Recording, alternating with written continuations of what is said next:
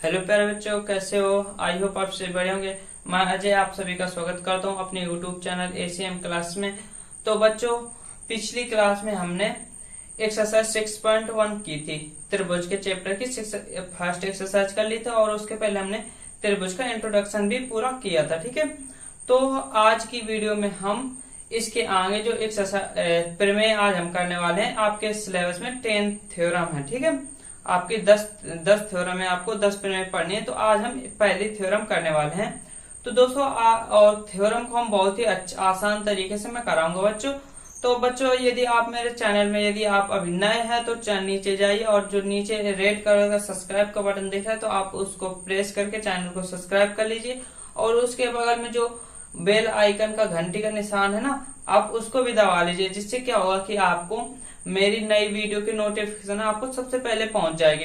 और दोस्तों, मैं ये त्रिभुज का पूरा चैप्टर कवर कराने वाला हूं और त्रिभुज के साथ ही साथ मैं आपको पूरा सिलेबस भी कवर कराने वाला हूं। तो इसलिए आप मेरे चैनल को सब्सक्राइब जरूर कर लीजिएगा दोस्तों।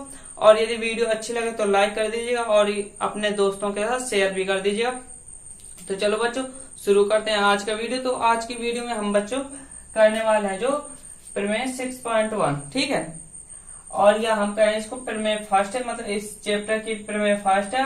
ठीक है ना, और आपकी वजह से देखो तो प्रमेय 6.1 है, मतलब कि ये 6वें चैप्टर की पहली प्रमेय। ठीक है, तो ये जो और देखो बच्चों, इसको हम क्या बोलते हैं? आधारभूत अनुपातिक प्रमेय। क्या बोलते हैं? आधारभूत अनुपातिक प्रमेय, या इसी को हम थेल्स थ्योरम भी बोलते हैं, थेल्स की प्रमेय बोलते हैं। ठीक है, और इसी को हम क्या बोलते हैं? मूलभूत समानुपातिकता प्रमेय, बेसिक प्रोपोर्शनलिटी थ्योरम।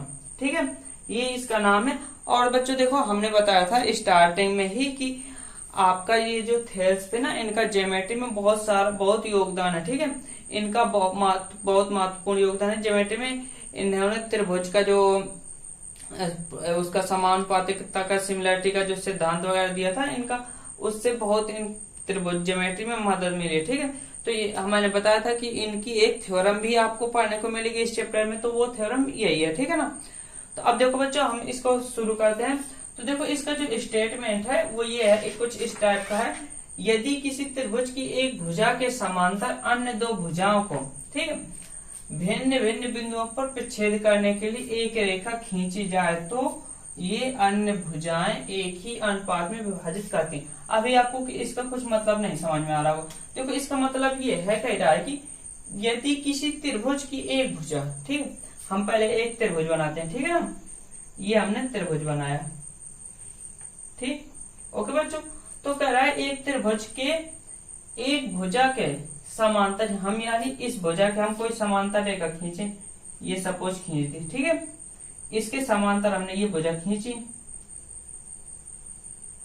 इसके समांतर है सपोज। ठीक है, ये समांतर। ठीक है, इसके समांतर एक भुजा खींची, समांतर अन्य दो भुजाओं को भिन्न भिन्न बिंदुओं पर प्रच्छेद करने के लिए, मतलब इसके समांतर और इसके अलावा जो दो भुजाएं हैं, इसके अलावा कौन सी? ये वाली भुजा और ये वाली भुजा, इनको भिन्न भिन्न दो बिंदुओं पर प्रच्छेद करने के लिए, इधर और इधर दो बिंदुओं पर प्रच्छेद कर रही है, खींचने प्रच्छेद करने के लिए एक समांतर रेखा खींचने है, तो ये हमने खींची। ठीक है, तो कह रहा है कि प्रच्छेद करने के लिए एक रेखा खींची जाए, तो यानी कि इनको दो भिन्न भिन्न बिंदुओं पर छेद करने के लिए एक रेखा खींची जाए और वो क्या हो? इसके समांतर हो।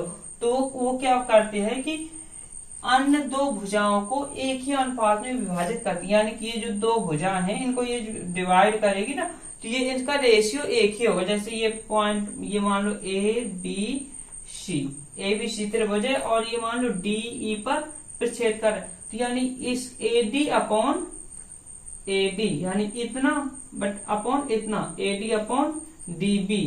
ठीक है, AD upon DB equal to होगा ऐसे AE अपॉन EC के, AE अपॉन AC के। ये है इस थ्योरम को मतलब कि अगर एक रेखा के समांतर हम दूसरी रेखा खींचे तो वो क्या करेगी? जो अन्य दो भुजा होंगी उनको एक ही अनुपात में विभाजित करेगी। ठीक है, अगर हम इसी को और मैं सिंपल तरीके से लिखना चाहूं तो मैं कुछ इस टाइप से भी लिख सकता हूँ इसको। एक त्रिभुज की एक भुजा के समांतर खींची गई सरल रेखा, मतलब एक त्रिभुज के एक भुजा के समांतर खींची गई सरल रेखा। ठीक है, एक त्रिभुज उसके एक भुजा के समांतर एक खींची गई सरल रेखा, ये हमने सरल रेखा खींची, ठीक है। खींची गई सरल रेखा अन्य दो भुजाओं को, यानी ये जो दूसरी अन्य जो दो भुजा हैं ये और ये, कि जिन बिंदुओं पर प्रच्छेद करती है, ठीक है, को ये मतलब ये भुजा जिन बिंदुओं पर प्रच्छेद करती है, ठीक है, वे बिंदु भुजाओं को समान अनुपात में विभाजित करते हैं। कि मतलब कि ये जो बिंदु है ना, ये इनको समान अनुपात में इन दोनों भुजाओं को विभाजित करते हैं, ठीक है। तो आपको इसका मतलब समझ में आ गया होगा प्रमेय का मतलब क्या। चलो अब हम इसका प्रूफ करते हैं, ठीक।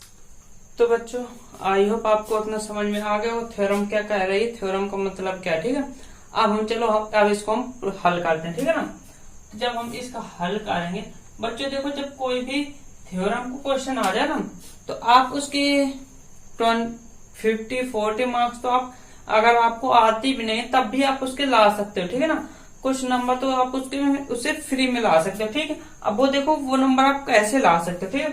जैसे आपको ये थ्योरम थी, आपको प्रूफ करनी थी, आपको नहीं आती प्रूफ करना, पर आपको इतना तो आता है ना कि वो थ्योरम में दिया क्या है वो तो आपको दिख रहा है ना। तो क्या था, एक त्रिभुज था, त्रिभुज के में एक भुजा के समांतर एक दूसरी रेखा खींचनी थी। अब उस दूसरी रेखा जो अन्य भुजाओं को जिधर पर प्रच्छेद करती थी, अब ये सिद्ध करना था कि वो उनको नहीं, उन बिंदुओं जो प्रच्छेद करते हैं बिंदु रेखाओं को समान अनुपात में विभाजित करते हैं, ये प्रूफ करना था। तो हमें क्या था कि एक त्रिभुज दिया हुआ था, ठीक है ना। तो हमने पहले एक त्रिभुज बना लिया,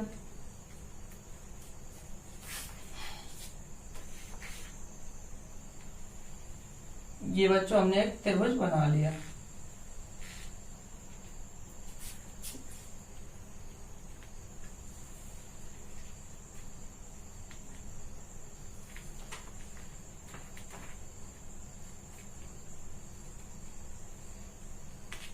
ठीक है बच्चों, हमने एक त्रिभुज बना लिया। अब एक भुजा, अब हमने इसका नाम दे दिया ABC, ये नाम दे दिया। अब हमने बेस की इसके आधार के समांतर एक रेखा खींच दी है, एक समांतर इसकी रेखा हमने ये खींच दी, ड्रा कर दी, कौन सी, इसको नाम दे दिया DE, ठीक है। इतना तो दिया था ना कि एक त्रिभुज है, एक भुजा के समांतर एक भुजा अगर समांतर रेखा खींची जाए तो वो इन भुजाओं को समान अनुपात में विभाजित करेगी, ये सिद्ध करना था। तो एक त्रिभुज तो हमें दिया था, तो पहले हम सबसे पहले क्या हेडिंग डालते हैं, हर प्रमेय का प्रूफ करने का यही मेथड होता है। सबसे पहले हम हेडिंग डालते हैं दिया है, इसमें वो लिख देते हैं जो कि हमें क्वेश्चन में दिया था, ठीक है। तो क्वेश्चन में क्या दिया था कि त्रिभुज था, तो त्रिभुज का नाम हमने क्या दे दिया, ABC। त्रिभुज ABC में क्या DE किसके, BC के समांतर है, DE BC के समांतर है, BC के समांतर है, ठीक है ना। तथा जो समांतर है, तथा जो रेखाओं किनको, AB और AC को, रेखाओं AB और AC को क्रमशः, AB और AC को क्रमशः D तथा E बिंदुओं पर, D तथा E बिंदुओं पर प्रतिच्छेद करती है, प्रतिच्छेद करती है। इतना तो दिया है आपको, किया नहीं कि ये DE रेखा है, ये AC को D पर और AB को D पर और AC को E पर प्रतिच्छेद करती है, ठीक है। अब इसके बाद हम लिखा करते हैं क्या, जो हमें प्रूफ करना है, ठीक है। प्रूफ हमें क्या करना है, सिद्ध करना है, ठीक है। हमें सिद्ध क्या करना है, सिद्ध करना है, ठीक है। सिद्ध करना, इसमें हमें क्या, हमें वो लिखना है जो सिद्ध, हमें ये सिद्ध करना है कि ये रेखा, ये भुजा DE इस रेखा को AD, इस रेखा को AB को और AC को समान अनुपात में विभाजित करती है, यानी AD अपॉन DB इतने बटे इतने equal to AE upon EC, ये हमें सिद्ध करना है। क्या सिद्ध करना है, AD AD upon DB, DB is equal to AE, AE upon EC, AE upon EC। ये हमें सिद्ध करना। आपको कुछ भी नहीं आता तो आप इतना तो आसानी से कर ही सकते हो ना। तो इतने के तो कम से कम अगर 3 मार्क्स का क्वेश्चन है तो आपके 1 मार्क्स तो आपके फ्री के है ना, 1 मार्क्स तो इतने में मिल ही जाएंगे। ठीक है, अगर आपने पूरा कर दिया तो बहुत और अच्छी बात है। अब देखो हमें सिद्ध करने के लिए हमें AD अपॉन S तो हम कुछ सिद्ध कर नहीं पाएंगे, तो अब इसमें हम कुछ ड्रा करेंगे। ठीक है, हमें क्या चाहिए AD। ठीक है, AD, तो AD तो ये इस त्रिभुज में मिल जाएगा AD। अगर हमें DB चाहिए तो DB, अब किस त्रिभुज मिलेगा? कोई त्रिभुज ऐसा ही नहीं जिससे कि हमें DB मिले। हम कुछ रचना करेंगे, कुछ कंस्ट्रक्शन करेंगे, कुछ अपने मन से कुछ दिमाग लगाएंगे। ठीक है, तो अब हम इसमें करते हैं रचना, क्योंकि हमें DB चाहिए, DB कोई त्रिभुज में है नहीं, मिल नहीं रहा, और EC भी ऐसे चाहिए। तो हमने क्या किया, एक यहां से लाइन ड्रा की, एक इधर से लाइन खींच दी और एक इधर से लाइन खींच दी है।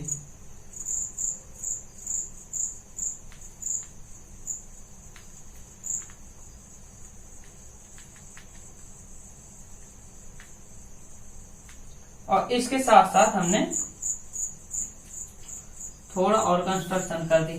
हमने एक इधर से इस पर परपेंडिकुलर खींचा, लंब इधर इस पर, यानी इधर ये क्या 90 अंश का कोण बना रही लंब खींचा। एक हमने इधर से इस लाइन पर लंब खींचा, इस साइड,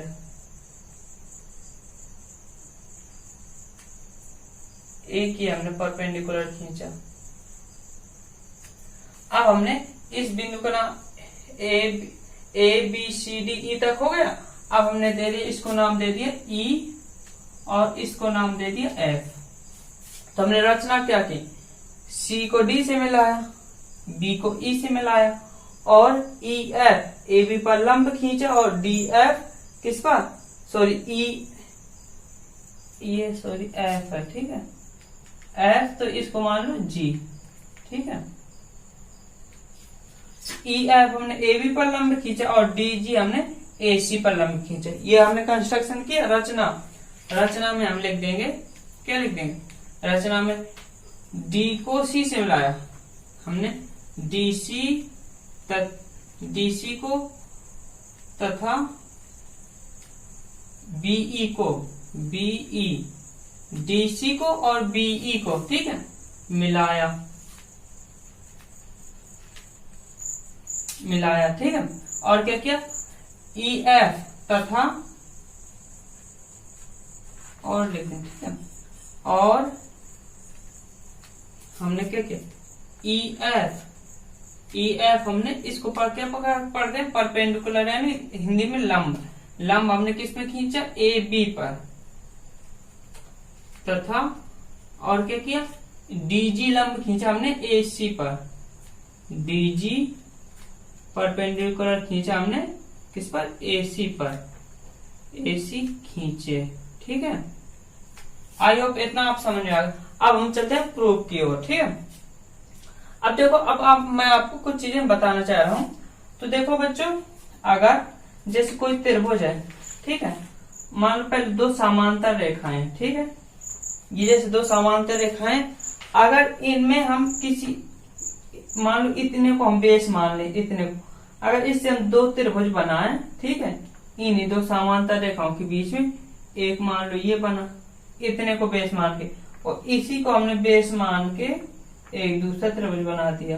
ठीक है, दोनों का बेस देखो सेम है, दोनों का बेस सेम है, इस त्रिभुज का भी और इस त्रिभुज। जब ऐसा हो कि जब दो त्रिभुज एक ही, मतलब कि दो त्रिभुज दो समांतर रेखाओं के बीच में हो और उनका बेस सेम हो, तो उनका क्षेत्रफल भी सेम होता है। ठीक, ये एक प्रमेय होती है। ठीक है, तो हम इस प्रमेय का यूज करने वाले, इसलिए मैंने आपको ये बताया। ठीक है, और एक चीज और हम यूज करेंगे, देखो त्रिभुज का क्षेत्रफल का फार्मूला क्या होता है, त्रिभुज का क्षेत्रफल,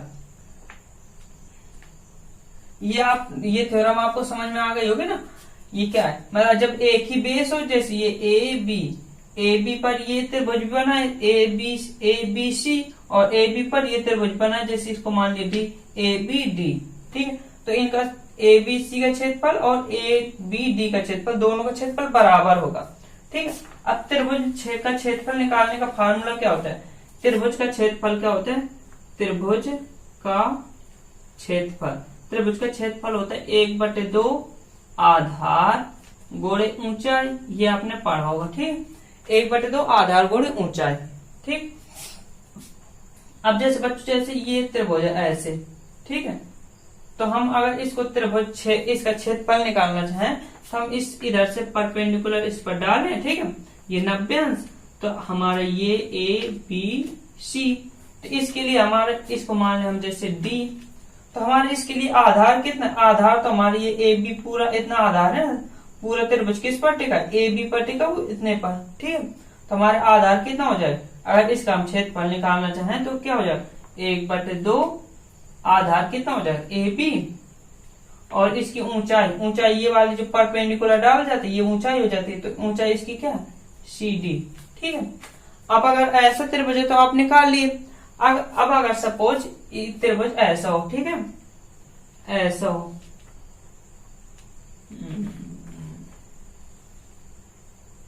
त्रिभुज मान लो ऐसा है। ठीक, अब बच्चों कहां से लंब पड़ेगा?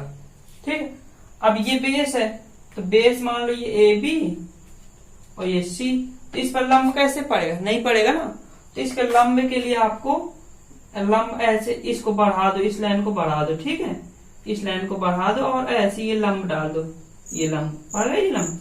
तो आप अब यहाँ बेस कितना हो जाए? बेस हमारे यहाँ पर क्या है? ए बी ही है, बेस क्या है? ए बी, और लंब कितना होगा? ये डी है, तो मान लो ये ए डी लंब, सी डी लंब हो जाए। तो इसके लिए क्षेत्रफल का क्या बनेगा? 1/2 आधार कितना होगा? बेस ए बी, बेस कितना होगा? इधर तक होगा, इतना बेस होगा हमारा, और लंब क्या होगा? ये ना होगा, ये होगा, ये जो हमने लंब डाला है सी डी, लंब क्या है? C D. आई तो बच्चों इतना समझ में आ गया होगा। ऐसे त्रिभुज इसमें हम बनाएंगे 2 ठो। ठीक है, इसलिए हमने ये बताया। ठीक है, अब देखो, अब हम शुरू करते हैं उपपत्ति। ठीक है, उपपत्ति यानी कि हम प्रूफ। ठीक है, तो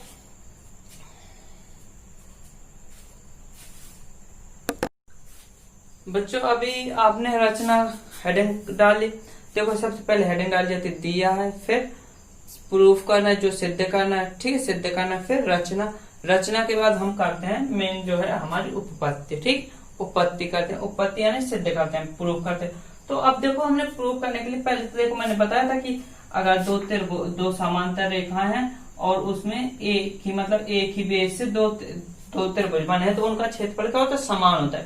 तो अब देखो, अगर ये देखो डीई और बीसी ये दोनों समांतर रेखाएं हैं।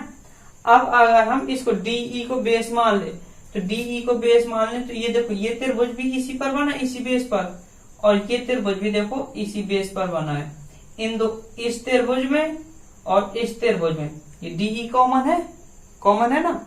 और देखो दोनों क्या, दोनों त्रिभुज दो समांतर रेखाओं के बीच में बने, तो यानी हम क्या लिख सकते हैं? त्रिभुज डीई बीडीई, त्रिभुज बीडीई और त्रिभुज सीडीई। ठीक है, त्रिभुज बीडीई बीडीई ये त्रिभुज। ठीक है, और त्रिभुज सीडीई क्या? सीडीई एक ही आधार का एक ही आधार का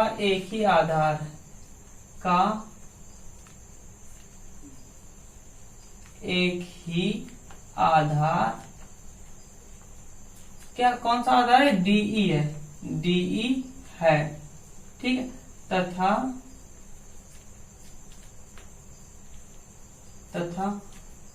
एक ही समांतर रेखाओं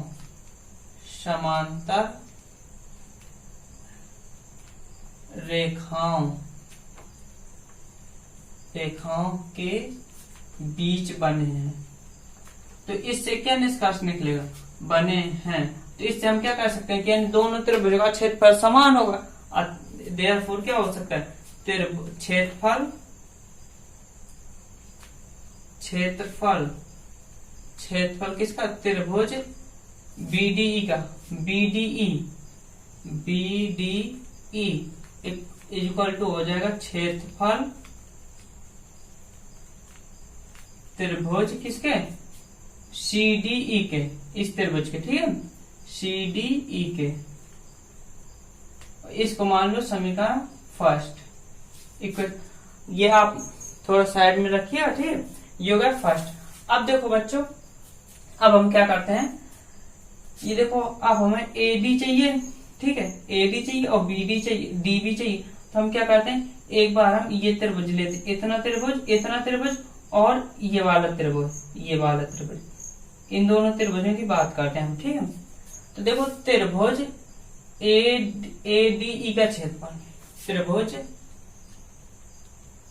क्षेत्रफल, क्षेत्रफल किसका, त्रिभुज एडीई का, एडीई का बटे त्रिभुज क्षेत्रफल, क्षेत्रफल, अब इसका लिखो बीडीई का, त्रिभुज बीडीई का बराबर हम क्या निकाल सकते हैं, देखो त्रिभुज एडीई का क्षेत्रफल, एडीई का क्षेत्र, देखो इसको हम बेस मान लें, ठीक है, और इसको हम लंब मान लें, ये लंब है ना इस पर एडीई पर, इतने त्रिभुज में इसको बेस माना एडी को, और ये क्या हो जाए लंब। तो त्रिभुज का क्षेत्रफल क्या हो जाए, 1/2 आधार, आधार कितना हो जाए एडी और इंटू ऊंचाई, ऊंचाई यानी लंब, लंब क्या हो जाए ईएफ। तो ऊपर वाले का क्षेत्रफल क्या हो जाए त्रिभुज एडी का, तो 1/2 एडी, एडी, एडी इंटू कितना हो जाएगा ईएफ, ईएफ किस इस वाले फार्मूले से निकाल रहे हैं, ठीक है ना, ठीक। अब अपॉन इसका क्षेत्रफल देखो, तो इसका क्षेत्रफल के लिए 1/2, इसमें हम इसको आधार मान, इतना क्षेत्र हो जाए तो इसको आधार मान हमने बीडी को, बीडी को, तो इसमें लंब कौन सा बनेगा, ये तो लंब है नहीं ऐसे, तो हम क्या करेंगे, इसको बढ़ाया और बढ़ाने पर ये लंब डाला, तो हमने लंब क्या है इसमें ईएफ है, लंब क्या है ईएफ। ये किस टाइप का है, ये इस टाइप का है, अगर इसको ऐसे घुमा कर रख दो तो इसी में सेट हो जाएगा, ठीक है, ठीक है, ये इस टाइप से इसमें लंब है, ठीक है। ओके बच्चों, इतना समझ में। अब देखो आपका ये ईएफ से ईएफ कैंसिल हो जाएगा, 1/2 से 1/2 कैंसिल हो जाएगा, तो यानी क्या बचेगा, क्षेत्रफल, क्षेत्रफल किसका, त्रिभुज एडीई का, एडीई बटे क्षेत्रफल त्रिभुज बीडीई का, बीडीई का बराबर कितना हो जाए एडी अपॉन बीडी, कितना बचेगा एडी अपॉन, या हम इसको डीबी लिख रहे हैं, ठीक है, इसको डीबी लिख रहे हैं क्योंकि हमने जहां जो प्रूफ करना है उसमें हम डीबी कर दिया, ठीक है, तो इसमें हमने डीबी कर दिया, ठीक है, इसको मान लो सेकेंड, ठीक। अब ऐसे, अब इन त्रिभुजों को लो, इस वाले को सीडीई को और फिर इसको एडीई दोनों में कॉमन रहेगा, ठीक है, इसमें भी अब क्या करें, क्षेत्रफल, क्षेत्रफल त्रिभुज एडीई, ऊपर वाला वही त्रिभुज रहा और नीचे वाला अब हम ये वाला त्रिभुज ले रहे हैं, ये वाला, ठीक है, त्रिभुज क्षेत्रफल त्रिभुज किसका, सीडीई का, सीडीई, इसका हम क्षेत्रफल निकालें तो इसमें भी वही लगाओ 1/2 आधार। अब हम इसको आधार माने क्योंकि इनमें और इस वाले त्रिभुज में और इस वाले त्रिभुज में अगर हम लंब कॉमन निकालें तो ये वाला लंब कॉमन निकलेगा और उसमें क्या ये वाला लंब कॉमन निकलेगा, निकल रहा था, तो इसको माना था, ठीक है। तो हमने आधार किसको मानेंगे, ए ई का आधार क्या माना हमने, ए ई को, सॉरी हाँ ए ई को, ए ई हमने आधार माना, ठीक है, और लंब क्या बन जाएगा ई डी जी, क्या हो जाएगा डी जी अपॉन 1/2, इस त्रिभुज में आधार कितना क्या है सीई, ई सी आपका आधार है, ई सी ये आपका आधार हुआ, ई सी आपका क्या हुआ आधार हुआ, और लंब इस पर क्या है, तो लंब इसको हमने बढ़ाया और ये हमारा लंब है इस पर, ठीक है, तो लंब क्या है DG इंटू DG। अब देखो DG से DG कैंसिल, 1/2 से 1/2 कैंसिल, यानी त्रिभुज इसका क्षेत्रफल त्रिभुज ADE का ADE अपॉन क्षेत्रफल किसका CDE का, त्रिभुज CDE का इज इक्वल टू किसका कितना आ जाए AE upon EC, AE upon EC के, इसको मान लो थर्ड। अब देखो बच्चों ऑब्जर्व करो सेकेंड और थर्ड को। सेकेंड में देखो ये ऊपर का सेम है, देखो सेकेंड और थर्ड में क्षेत्रफल ADE, क्षेत्रफल ADE, और नीचे इसमें क्या है BDE, इसमें क्या है CDE। अब देखो फर्स्ट को देखो, तो फर्स्ट में हमने BDE, ये BDE किसके बारे CDE के, इसका CD, यानी कि ये नीचे वाले हमारे बराबर, ऊपर वाले तो दिए ही हैं दिख रहे हैं बराबर, पर लेकिन ये जो नीचे वाले हैं ये फर्स्ट के अनुसार बराबर है, तो यानी कि ये इनको सेकेंड और थर्ड का इस साइड का लेफ्ट साइड का बराबर हुआ। तो अगर लेफ्ट साइड का बराबर तो RHS भी बराबर हो जाए, यानी हम लिख देंगे, अब क्या लिख देंगे, अतः लिख देंगे फर्स्ट कॉमा सेकेंड व थर्ड से क्या हो जाएगा, यानी AD अपॉन क्या हो जाए थर्ड से क्या निष्कर्ष निकलेगा। रुक जाओ बच्चों, थोड़ा इस साइड इरेज किए दे रहा हूं, ठीक है।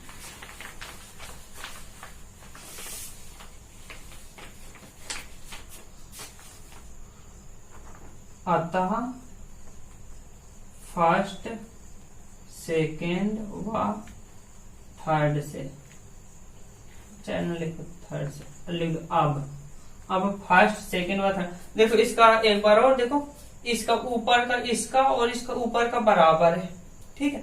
अब नीचे का जो है इसका नीचे का BDE है, ये BDE, इसका नीचे क्या है CDE, ये CDE, ये दोनों बराबर है, यानी कि फर्स्ट के अनुसार ये दोनों बराबर है, तो हम लिख देंगे फर्स्ट सेकेंड और थर्ड सब मिल कर देंगे, तो यानी ये बराबर हो जाएंगे सर। जब इस साइड के दोनों के बराबर हो जाएंगे तो इस साइड के भी दोनों के बराबर हो जाएंगे, तो यानी कि हमारे क्या फर्स्ट सेकेंड थर्ड से क्या नेक्स्ट करना है AD upon DB, AD upon DB, AD upon DB equal to क्या हो जाए AE upon EC equal to AE upon EC।